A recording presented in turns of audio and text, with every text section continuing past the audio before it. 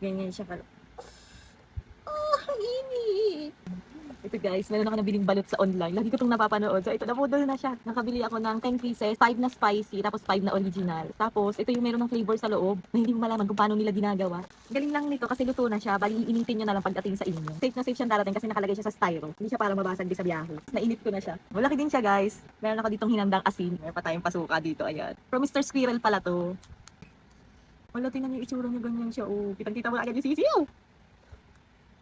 Balot nga siya! Ayan guys, so literal na balot.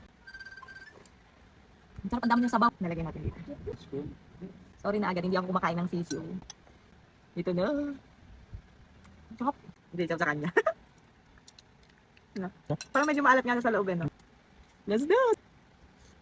Ito yung medyo maanghang, pero hindi siya super anghang. Ang sarap. Hindi siya super anghang guys, ha? Sakto lang siya. Ang sarap, grabe. Ayan guys, meron siya asin. Yeah. Meron tayong suka dito. Try natin kasi dito para tayo sa suka. Ayan siya. Ang sarap.